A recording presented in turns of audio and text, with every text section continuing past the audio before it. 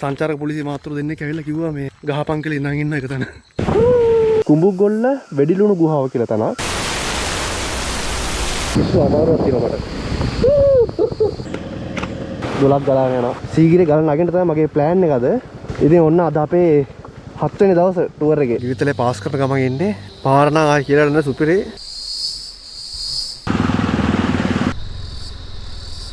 පාටිකකින් උඩ නැග ගන්න පුළුවන් වෙයි. සීගිරිය අභිරහස. මායක නැගලි කරලා. ඉතින් අන්න පේනවා පිදුරංගල. සීගිරිය අන්තිම පඩිය. ලෝක උරුමයක් වෙන්න ප්‍රධානම හේතුවක් වුණා රජතුමා මේ ගියන් පස්සේ. ඉතින් සමහර කපුරු අපිට පැහැදිලිව බලා ගන්න පුළුවන්. 6 වෙන්න ළඟයි. අපි යන් ඉක්මනට ඊටම කියලා වෙනම ටූරිසම් එකක් හදාගෙන තියෙන කොල්ලෝ. ඉතින් මම මගේ හෙඩ්ලයිට් එක ඔන් කරගත්තා. මෙන්න මෙතන තාද අපි හන්ද යන්නේ. ඉතින් මම එද්දි දැක්ක මේ ලස්සන රෙස්ටුරන්ට් එකක් තියෙනවා. ඉතින් මෙතන තමයි අද ඩිනර් එක ගන්න යන්නේ. එකම දුම ආය අඳින්න දෙනවා. දැන් තමයි තේරෙන්නේ. ඇත්තට මහත්වයි කියලා. ඉතින් ඔන්න අද අපේ 7 වෙනි දවසේ ටුවර් එකේ. ඉතින් 7 වෙනි දවසේ අද අපි නවතින්න යන්නේ සීගිරිය. සීගිරිය ගලන නගින්න තමයි මගේ ප්ලෑන් එක අද. මෙතන ඉඳන් කිලෝමීටර් 150ක් විතර තියෙනවා සීගිරියට.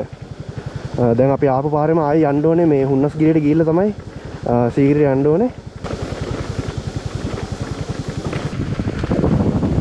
හරි එහෙනම් ඔන්න අපි දැන් පිටත් වුණා සීගිරිය බලා.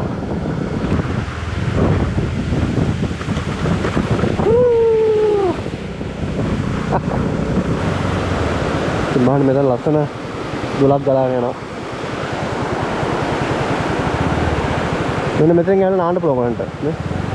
කිසි ප්‍රශ්නයක් නැහැ.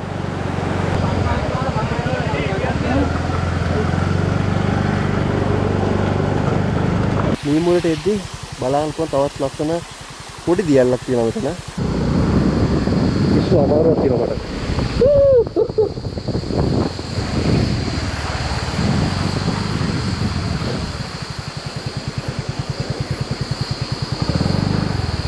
මඩ වතුරෙන් බයික් එක නාවන්න යන්නේ. ඔන්න බලන්න.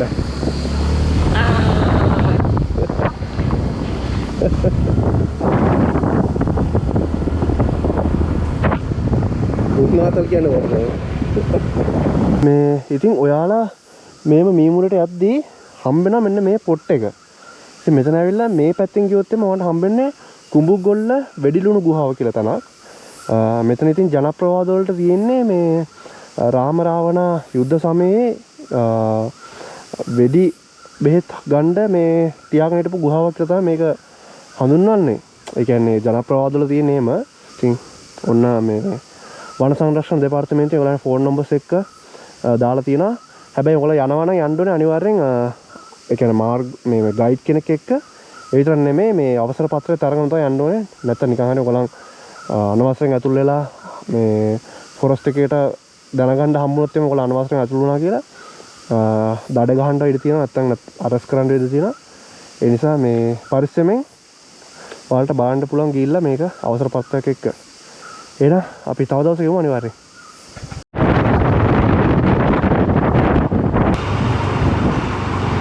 ඔන්න පළවෙනි වංගුව. එක කියලා දාලා තියෙනවා. මේ සම්පූර්ණම තියෙන්නේ මේ පැත්තට තියෙන මහියංගනේ අත්පාරේ සයිඩ් එකේ. කොහෙන් එකනේ. ඔය බය නැහැ. මිනිස්සුන්ට හුරු වෙලා ඉන්න.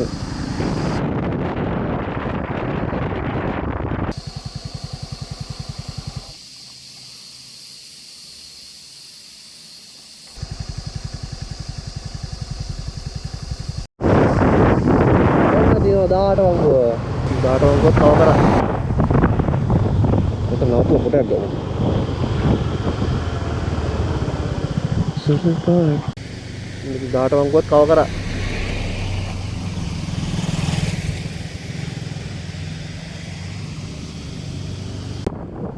ඉතින් කෙලින් ගියොත් එම් හයියංගනේ සෙට් වෙන්නේ. අපට හරුවක් තමයි වඩ වස්ගමුව හරහා එපොත් සිග්නේට් අඩු.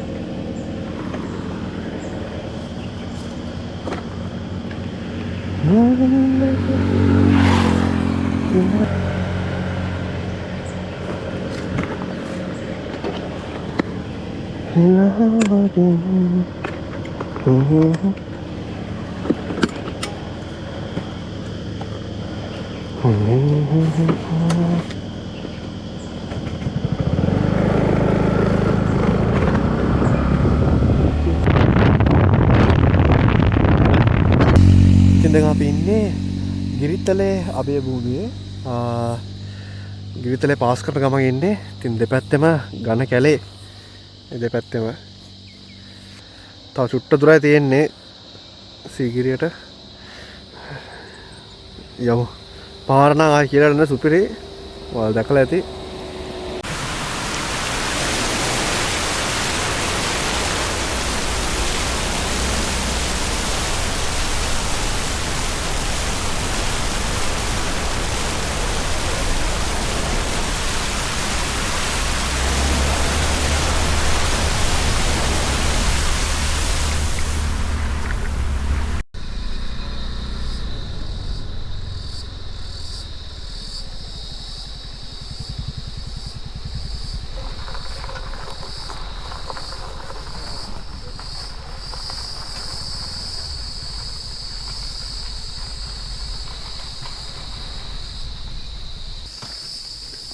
හරි ඔන්න ඉතින් අපි ආවා අලියා ටී හවුස් එකට. කොහොමද ගිහලා මම පුතේ කියලා. පුතා. වව්.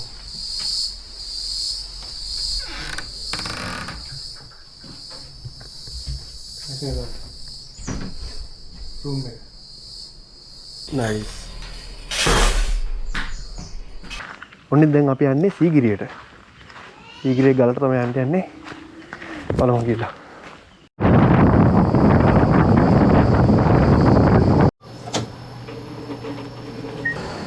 හරි එන සල්ලිත් ගත්තා.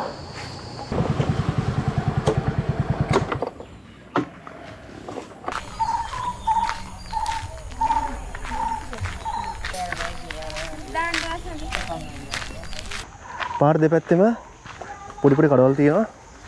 ඉතින් ඔයාලට පුළුවන් වැඩේ මොනවද ගන්න. ඔයාලා මේ සීගිරි ගලට යන පාර ඇවිල්ලා මාර ලස්සනයි. දෙපැත්තෙම ගස් තියෙන්නේ. අවුව තිබ්බත් ලොකුට මම දැනන්නේ නැහැ. ඒ වගේම හොඳට රිලව් ඉන්නවා. රිලව් දඬුලු ඉන්න ඔක්කොම ඉන්නවා. මම 8 වසරේ ඉද්දි ඉස්කෝලෙන් එකක් ආවා සීගිරියට. එන්න පොඩි ඒතකොට යාළුවොත් එක්ක ජෝගි දාගෙන මේ පාරේ ඇවිද්ද මතකයි මම.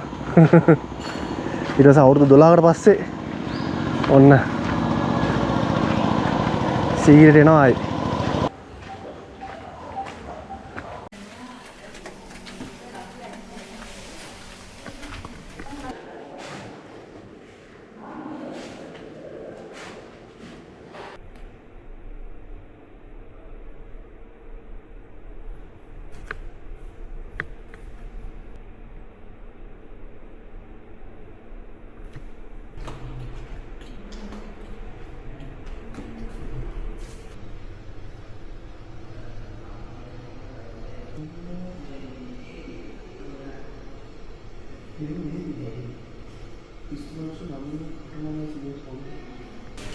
මෙතන දින ඔරිජිනල් එක නෙමෙයි නේද? ඔරිජිනල් එක කොහොමද ජාතික කාර්යය කරන්නේ? කතුගාගාරේ තියෙන්නේ. හරි ඉතින් ඔන්න කෞතුකාගාරේ බලලා දැන් සීගිරියට නගින්න යන ගම ඉරි පොද වැස්සක් යනවා. ඒක ටිකක් බය. තාටිකකින් උඩ නග ගන්න පුළුවන් වෙයි. වටේම කළු කරලා හිට දැල්ලා.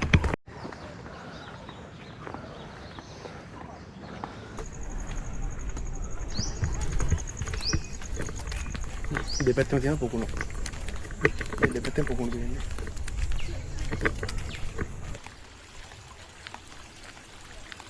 මෙන්න තියෙනවා. තවත් එක අදටත් හොයාගන්න බැරි සීගිරි අභිරහස. නේද? මේ වතුර මල් ඇවිල්ලා අදටත් හොයාගන්න බෑ කොහමද මේවා එන්නේ කියලා. ටිකක් මාන්සි. තාම මායක නැගලි කරලා. කට්ටිය මහත් වුණා කියලා කිව්වා. දැන් තමයි තේරෙන්නේ ඇත්තට මාත්‍රාවයි කියලා.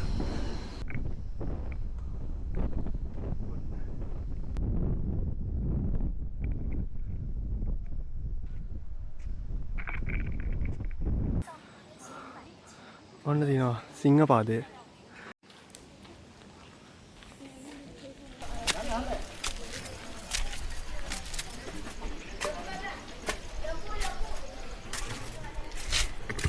ඉතින් අන්න පේනවා පිදුරංගල. ඉතින් පිදුරංගල වෙලා අපි අවුරුදු දෙකකට කලින් ආවා. ඇවිල්ලා වීඩියෝ එකක් කරා. ඔයාලට පුළුවන් මේ මගේ channel එක කියලා බලන්න. නැත්නම් මම මෙතන උඩින් ටැග් කරන්නම්.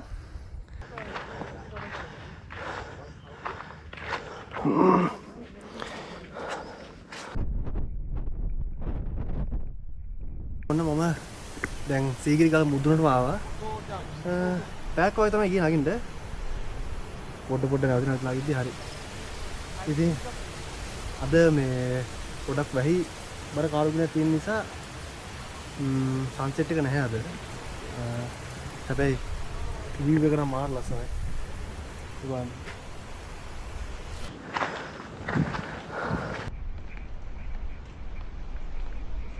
පොඩක් කරන්න. ඉතින් මේ තියෙන්නේ සීගිරිය අන්තිම පඩිය. මේ තමයි මුදුන සීගිරිය.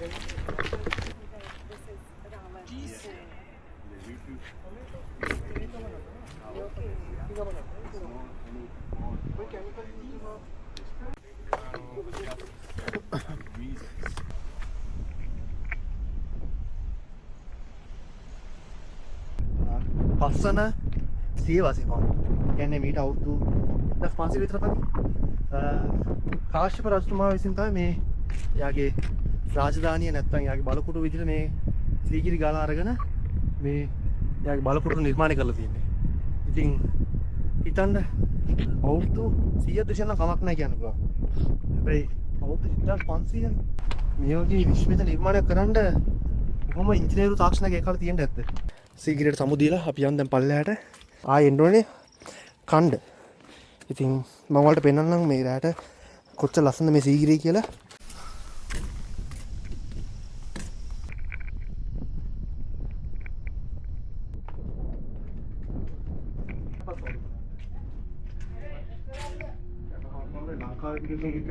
පුර එතකොට කම්කරු ඒ වගේ වැඩි වෙලා තියෙන අධ්‍යාපනයේ අඩු සමාජයක් නේ තිබිලා තියෙන්නේ. ඔන්න දැන් අපි යන්නේ සීගිරියේ බිතුසිතුවම් බලන්න. සීගිරි බිතුසිතුවම් ලෝක උරුමයක් වෙන්න ප්‍රධානම හේතුවක් වුණ දෙයක් තමයි මේ සීගිරියේ තියෙන බිතුසිතුවම්. ඉතින් අපි චුට්ටක් පරක්කුයි.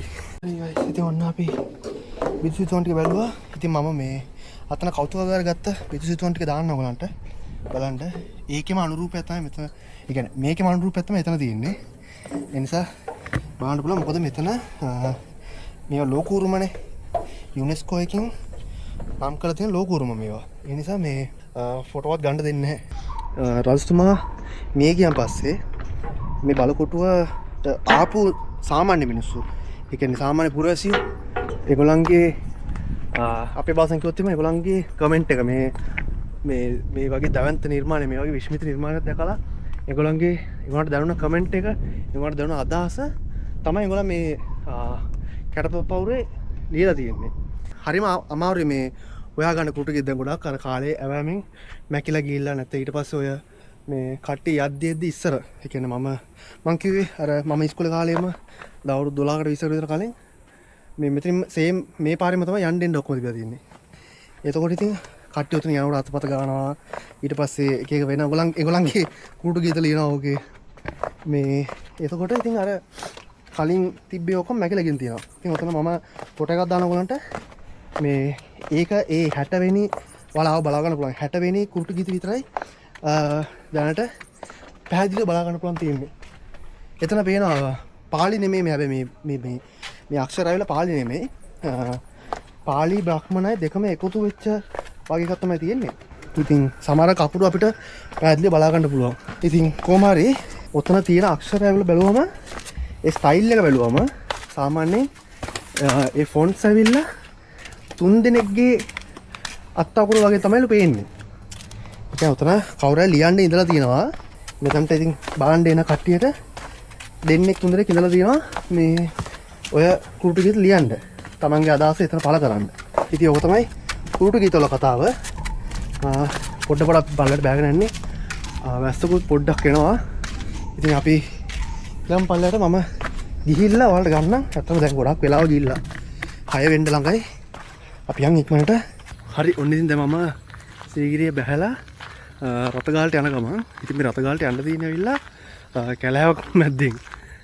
ඉතින් මේකට මේ හවසට පොඩ කලුරුනම අලි බහිනවලු. මේ දැන් මම තනියෙන් යනවා දැකලා මේ සංචාරක පොලිසිය මාත්‍ර දෙන්නෙක් ඇවිල්ලා කිව්වා මේ ඉක්මනට යන්න අලි බහින වෙලාව එමෙ කියලා. ඉතින් චුට්ටක් ගමන පොඩක් වේගවත් කරා එනම නිස්කලංකයි. මට නම් පට්ට මාංශය දැන් අලියෙක් ආවත් දුවන්ටම පණ නැහැ. ගහපන් කියලා ඉඳන් ඉන්න එක තැන. වෙන මොනා කරන්නද?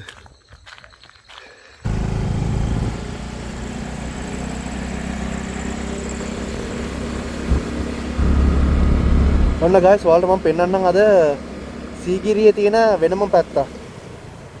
සීගිරි ටූරිසම්. ඒ බලන්න. මේ පොඩ්ඩයි තියෙන්නේ තව ඉස්සරහට පම්බනවා වෙනකෝ ගියා.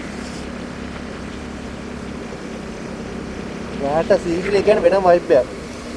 ගොඩක් කට්ටිය මේක දන්නේ නැහැ මේ මම හිතන්නේ සීගිරිය කියන්නේ දල බලලා මේ යන්නේ කියලා. අබාන් ලස්සන මේ දැන් වල. අතරම මේ ඩවුන් සවුත් වගේ සීගිරියටම කියලා වෙනම ටූරිසම් එකක් අදාන්න තියෙන ඒගොල්ලෝ.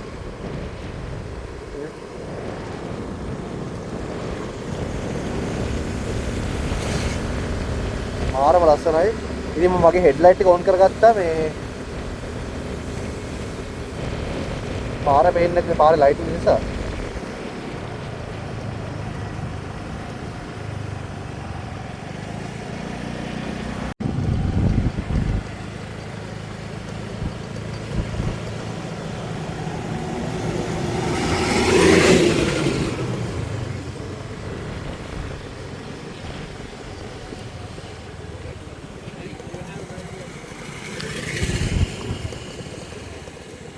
මෙතන තමයි හන්දිය. මේ පැත්තට සීගිරි ගාල ලස්සනට පේනවා. මේ ඔක්කොම රෙස්ටුරන්ට්ස් තියෙනවා. රෙස්ටුරන්ට්ස් කැෆේ. ඉතින් ඔන්න මෙතන තමයි හන්දිය. මහා ලස්සන වයිබ් එකක් තියෙනවා. ඉතින් මම එද්දි දැක්ක මේ ලස්සන රෙස්ටුරන්ට් එකක් තියෙනවා. අපි අද එහෙන් කාලා බලමු. මේ දෙපැත්තේ තියෙන රෙස්ටුරන්ට්ස්. රෙස්ටුරන්ට්ස් උයි කැෆේ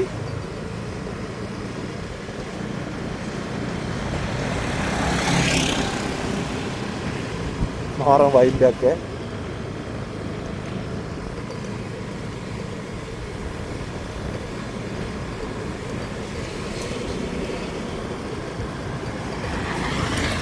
මම කිව්වා වගේ මේ දවස් ටිකේ පොඩක් ටූරිස්ට්ලා අඩුයි. ඒ නිසා ටිකක් වෙරිලා තියෙන මේ පැත්ත. මෙන්න මෙතන තාද අපි හන්ද යන්නේ. එතන පල්ලේ වැවත් එක්ක අස්සන් තියෙනවා. පොඩි දොලක් ගලන් යනවා. ලස්සනයි ඉතින්. බලමු ගියේ.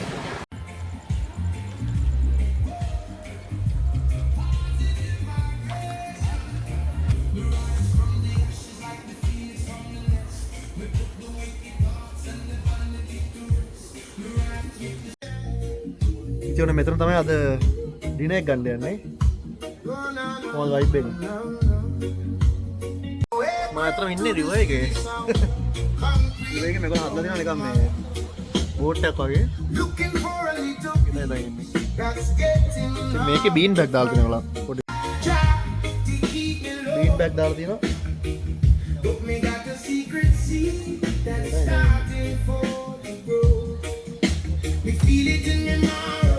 අතරින් තව පාලමක් යනවා.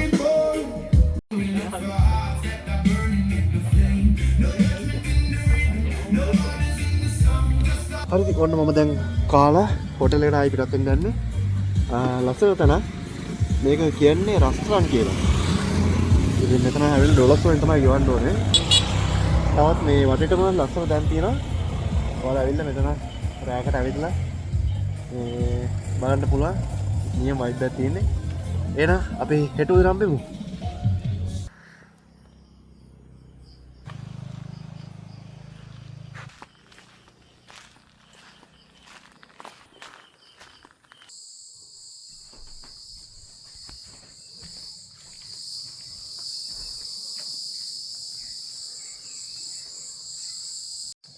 ගුඩ් මෝර්නිං ඉතින් හැමෝටම.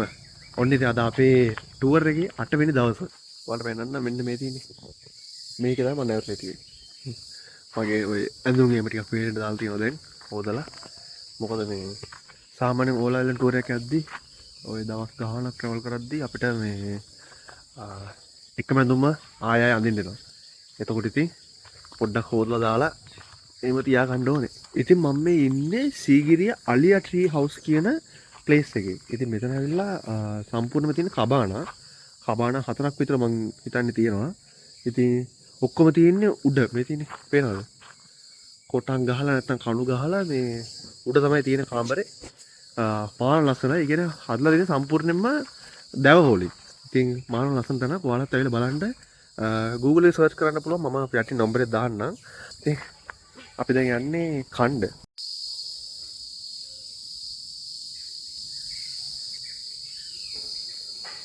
ඔන්න ඉතින් අද අපිට උදේට තියෙනවා රොටි. රොටි තමයි කන්න යන්නේ අද. සාමාන්‍ය මේ ගම් පැත්තට આવොත් එහෙම මේවා කෑම කාලා බලන්න. මම ඊයේ මීමුරේ ඉද්දිත් රොටි කෑවා. ඊට පස්සේ කොහෙද? මන්දාර නුවර ඉද්දිත් රොටි කෑවා. ඒ කියන්නේ ඒගොල්ලෝ හදන්නේ එක එක ක්‍රම වලට. මාර රසයි. අක්කේ. සීගිරිය ඉඳන් අද අපි යන්න ඕනේ පොළොන්නරුවට. ලොකු දුරක් නැහැ, පොඩි දුරක් තියෙන්නේ. කිලෝමීටර් 60ක් වගේ මම හිතන් තියෙන්නේ. පහර ගල්ලේම හොඳ නිසා පොඩ්ඩක් ඉක්මනට යන්න පුළුවන්. පැය එකමාරෙන් වගේ යා ගන්න පුළුවන්.